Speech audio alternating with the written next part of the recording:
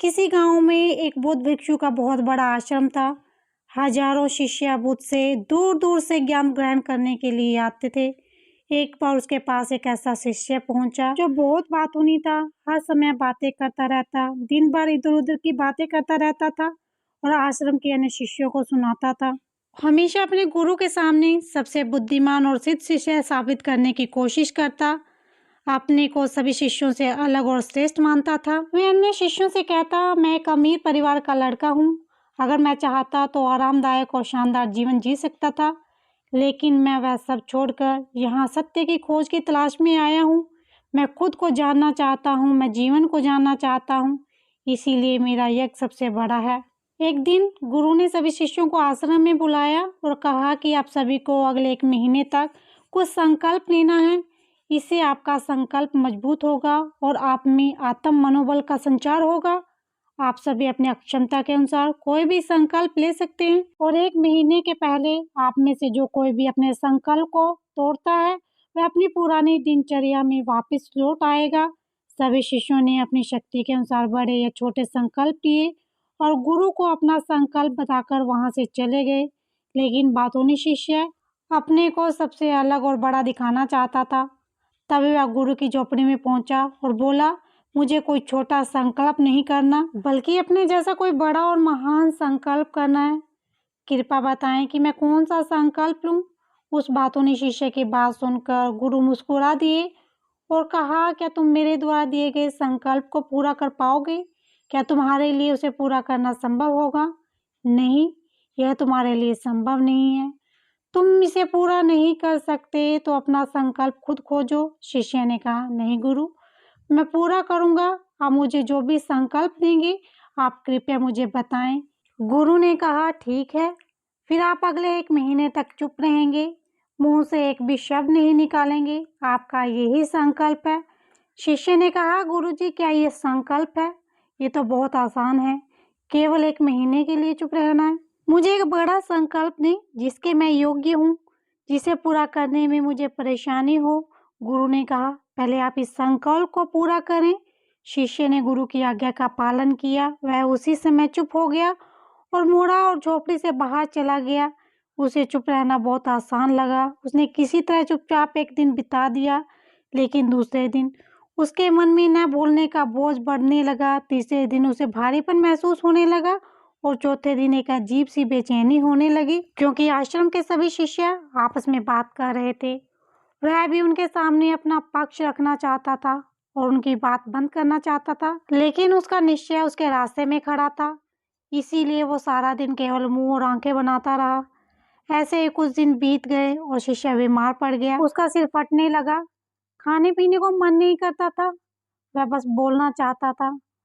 वो गुरुजी के पास गया, उसके सामने बैठ गया। उसने लिखकर कहा, गुरुजी, मुझे बोलना है। बिना कहे मुझे सांस नहीं आती, मेरा दम घुट रहा है, मैं अंदर से पागल हो रहा हूँ। क्या मुझे अपना संकल्प तोड़ देना चाहिए?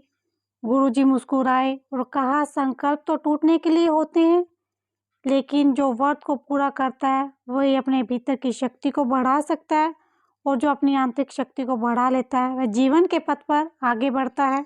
गुरु ने कहा, संकल्प लेना आपके हाथ में था और उसे तोड़ना आपके ऊपर है। आपके अनेक शिष्य संकल्प तोड़कर अपनी दिनचर्या में लौट आए हैं। अगर आप ऐसा नहीं कर पा रहे हैं तो आप अपने संकल्प को तोड़ भी सकते हैं और अपनी पुरानी दिनचर्या में वापस आ सकते हैं। लेकिन याद रहे, अगर आज आप इस छोटे से संकल्प को संभाल नहीं पा रहे हैं तो बाकी जिंदगी को कैसे संभालते हो? मुझे शक है बाकी फैसला पूरी तरह तुम्हारे हाथ में है। शिष्य बिना कुछ कहे वापस चला जाता है और खुद को अपनी झोपड़ी में बंद कर लेता है। झोपड़ी से बाहर आता है केवल अपने आवश्यक कार्यों के लिए, बाकी समय वह कुटिया के अंदर बैठा रहता है। 15 दिन बीत चुके थे और आश्रम के सभी छात्रों का संकल्प लगभग टूट चुका था, लेकिन उस शिष्य का संकल्प अभी भी चल रहा था। प्रतिज्ञा लेने के बाद वह एक शब्द भी नहीं बोला। पूरा आश्रम हैरान था, इतना बोलने वाला चुप कैसे हो गया। 15 दिन के बाद वह अपने गुरु के पास गया और लिखकर कहा, हे मालिक, मैं बाहर से चुप हूँ, लेकिन मेरे अंदर कई आवाजें हैं। मैं अंदर ही अंदर बात करता रहता हूँ, मेरा मन तरह तरह के सवाल करता है। बाहर से मैं जितना शांत हूँ, भीतर से उतना ही अशांत हूँ। मुझे संदेह है मेरा संकल्प अभी भी कायम है या नहीं। गुरु कहते हैं तुम्हें बोलने की आदत है, इसीलिए तुम अंदर ही अंदर बात करते रहते हो। आपको इन बातों और आवाज़ों से दूर जाना होगा। शिष्य गुरु को प्रणाम करके चला जाता है और बोर होते ही वह अपनी कुटिया छोड़कर जंगल में चला जाता है। कई दिन बीत जाते हैं और संकल्प का समय पूरा हो जाता है, पर वो शिष्य वापस नहीं आता। आश्रम में सभी डर जाते हैं कि जंगली जानवरों ने उसे खा लिया होगा। उसे खोजने का प्रयास किया गया, लेकिन वह कहीं नहीं मिला। गुरु के सभी शिष्यों ने स्वीकार कर लिया कि जंगली जानवरों ने उसे अपना शिकार बना लिया है, लेकिन गुरुजी को ऐसा नहीं लगा। एक दिन आश्रम का एक शिष्य गुरु के पास आया और बोला, गुरुजी, बातूनी शिष्य को क्या हुआ है?